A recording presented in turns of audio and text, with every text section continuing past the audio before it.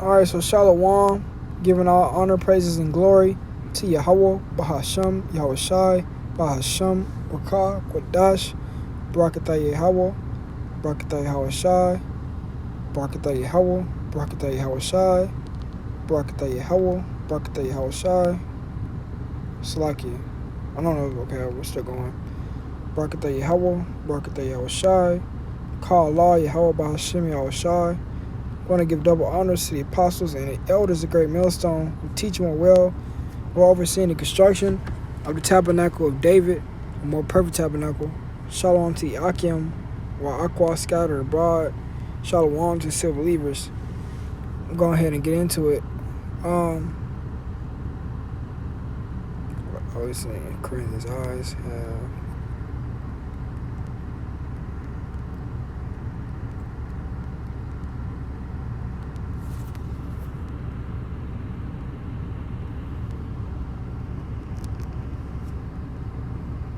Like it.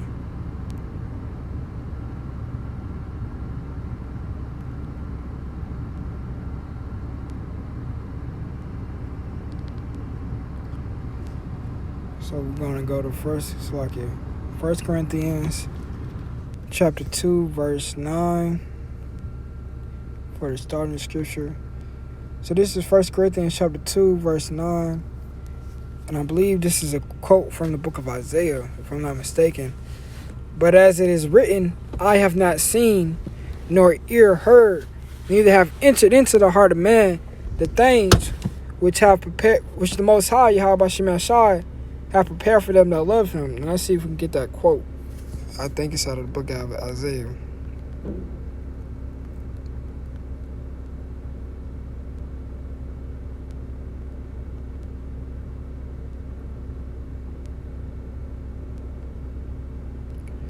So this is Isaiah 64:4. I'm going to start at,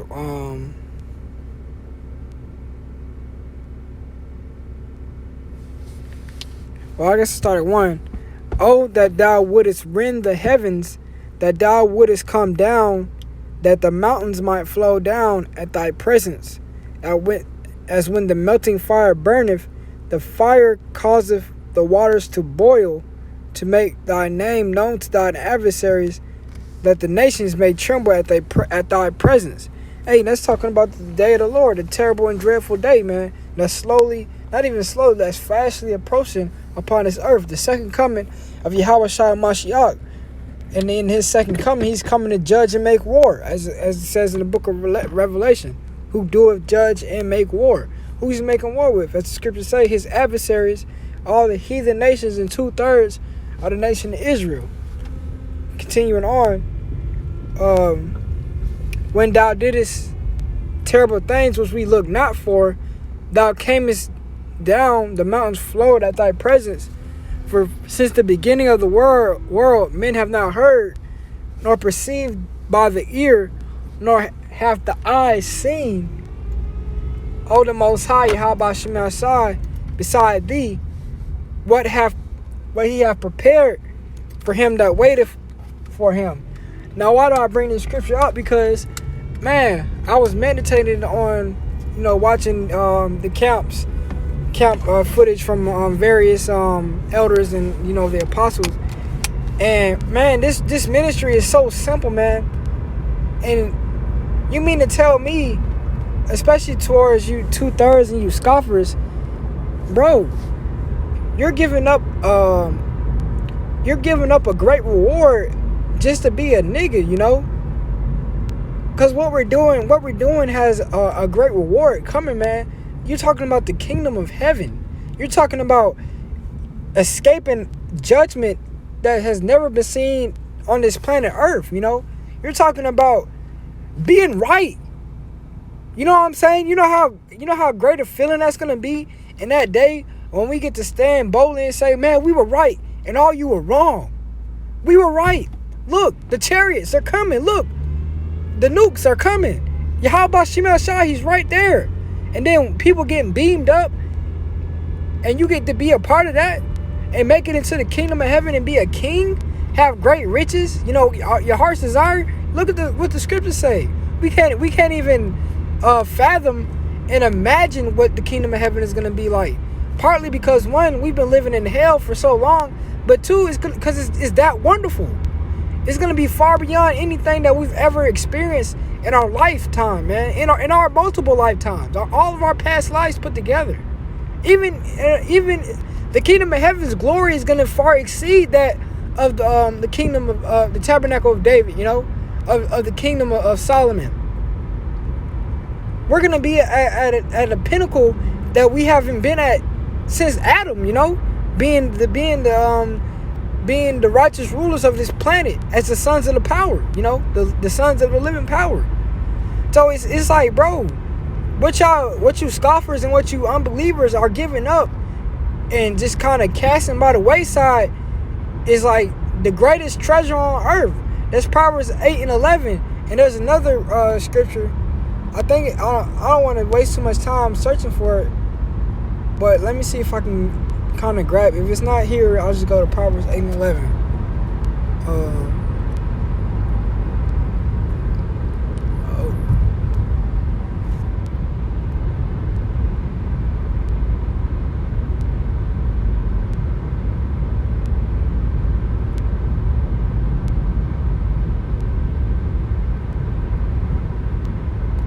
I think it's like Proverbs 20. When I find that scripture, I'm gonna do a lesson just on that scripture because it's so powerful. So I'm just gonna get the scripture right here. Proverbs 8 and 11. It's I'm driving, so if I'm being slow, it's Proverbs 8 and 10. Receive my instruction and not silver, and knowledge rather than choice gold. For wisdom is better than rubies, and all the things that may be desired are not to be compared to it. So that's wisdom, man. Wisdom is the greatest treasure on earth. So I just imagine what it's gonna be like when we come back into that Deuteronomy. Let's get it. Deuteronomy, I believe it's 4 and 6, if I'm not mistaken.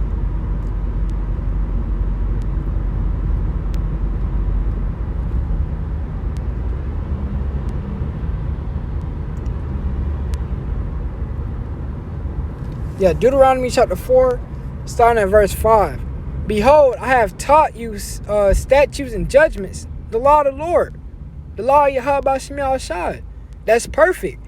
And I'm gonna do a lesson on that too, Lord willing, tomorrow. Even as Yahweh, my power commanded me. This is Moses speaking. That ye should do so in the land, whether you go to possess it. Talking about how they were going into, in ancient times, the land of Canaan before it became what? The land of Israel. The land of flowing with milk and honey. It says, keep therefore and do them, for this is your wisdom and understanding in the sight of the nations, which shall hear all these statutes and say, surely this great nation is wise and understanding for surely this great nation is a wise and understanding people. For what nation is there so great, who have God so nigh unto them, as Yahweh our power is in all things that we call upon him for? And what nation is there so great that have statutes and judgments so righteous as all this law which I said before you this day? You know what I'm saying? That's what we're coming back into. That's the reward.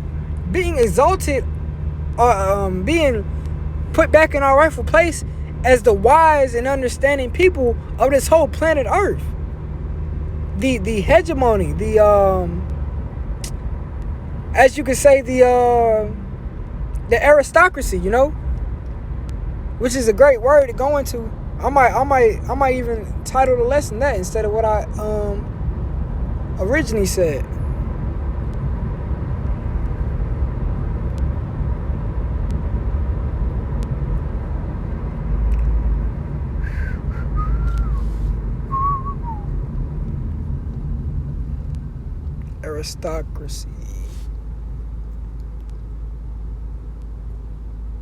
Aristocracy. It says the highest class in certain societies, especially those holding hereditary titles or offices. That's what it's going to be like in the kingdom of heaven. The nation of Israel is going to inherit the whole world. We're going to have all these nations subjugated to us. They're going to become our tributaries. They're going to bring their riches to us. We're not going to have to work. We're not going to have to do anything that we don't want to do except for what? Serve Yahweh Hashem Yahushai. And that's in that day when we entered into the new covenant, that's going to be our only want and desire is to serve the Most High the way he created us to do. According to the scripture, I get every lesson. Ecclesiastes 12 and 13. The whole duty of man is to serve the Most High. And that's what we're coming back into. So it's like, let's go back to Isaiah, what was it, 64?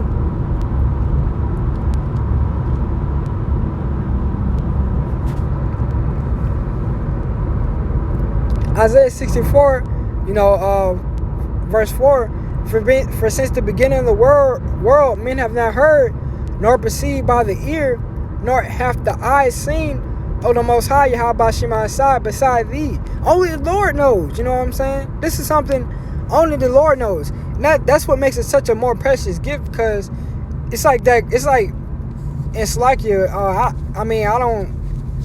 don't support, the celebration of Christmas, but it's like that Christmas day, you don't know what's going to be under the tree, but you know for certain that you're going to get the things that you wanted, for the most part. And that's the ultimate, fulfillment. That little boy, when he opens that gift and is that video game that he's been wanting for all year. That's how it's going to be like in that day for us. We're going to come into the kingdom of heaven, and it's going to far exceed all our expectations and everything that we ever hoped for. You know what I'm saying? Because most of us, me speaking as a man, we just want to make it out of Babylon the Great, man. We just want to make it out of this wicked ass kingdom and serve the Lord. But it's going to be far beyond that in the kingdom of heaven. You know how much fun we're going to have? You know how great we're going to live? It's going to far... That's why I keep hammering the point. I have not seen nor ears heard, because how we're going to live in the kingdom is going to be far beyond how these top dignitaries live here in Babylon the Great, or how these celebrities go out and spin a bag or do all that bullshit they do, man. How we turn up in the kingdom and how we live in the kingdom is going to be like kings that you've never seen before. Nothing that you've ever seen on TV, man. So it's kind of like, bro, you scoffers and you unbelievers, man, you're giving up that? You rather give up that? The promise that the Most High gave to Abraham, to Isaac, and Jacob, you'll give that up just to scoff and be here in Babylon the Great and chase vanity? Bro, because once you come into the knowledge that, bro, even you Christianiters say that the earth is going to be destroyed, man. Or, no, I'm saying that you Christianiters believe that the Messiah is coming back. And you believe that when the Messiah comes back, all this is going to be done away with. So even with knowing that, why are you still hoping and chasing your foolish American dream? And why not chase after the kingdom of the Most High with fear and trembling? Why? I don't understand. Why give up the chance at being... That's what you niggas talk about anyway. No, you're a king. You want to you deserve to be treated like a king. You women, you want to be treated like a queen. But you have a chance to inherit and to possess that what you actually are hoping for. And it's gonna be far beyond what you ever dreamed. But no, you want to, like I said, man, you want to stay here in Babylon the Great. But that's pretty much the point, because like I said, I was just meditating on that. It's just like, man, what y'all people really don't understand what exactly is that you're giving up. You know what I'm saying? In Proverbs, the 1st chapter, when it says the Most High stretched out his hand and no man regarded, you don't understand what it means when you buck up against the Most High, man. You're bucking up against some great things, man. First of all, you're bucking up against being saved from the second death, because you're gonna feel that fire, man. The scriptures say that they shall know it by death by pain. That's 2nd Esdras, the 9th chapter. So you're gonna feel that. You're gonna feel that judgment. So you're gonna give up a chance to escape a great trial, what's the word? Great pain. You're gonna give that up just to stay here and be wicked. Then you're gonna give up the kingdom just to stay here and be wicked, because the Israelites, that the 2/3 that perish on this side, they're not gonna be like the elect in the kingdom of heaven. You're just gonna be a regular Israelite citizen. And the pecking order is gonna be Yahushua, King David, the 144, it's like the 1/3 who are saved from the second death, the regular Israelite citizen, and then all the other nations. Man, you're giving up a great position, man. You're giving up a great reward just to be wicked, man. Because like it says, man, you already received your consolation. And the Most High is balanced, man. Yeah, you're going to make it into the kingdom, but it's not righteous for the Most High. And this is me speaking as a man. I can't say what is righteous to the Most High and what's not righteous. All I can do is speak according to the scriptures. The Most High said he is not unrighteous to forget your workers and labors of love. You 2/3 didn't do that. You didn't labor in this truth, man. So why would you receive the reward of an elect man or elect woman or child? That's not how the Most High rolls. You're just going to be a regular citizen that's above the heathen, because you didn't hearken unto the voice of the Lord, your power, And that's pretty much it on that. Just me kind of rambling on and kind of, spilling out my inner thoughts of what I'm thinking based upon what I was meditating on. So this is Ecclesiastes 12:13. Let us hear the conclusion of the whole matter. Fear the Most High and keep his commandments, for this is the whole duty of man. For the Most High shall bring every work into judgment, for every secret thing, whether it be good or whether it be evil. With that being said, Allah Wa'yah.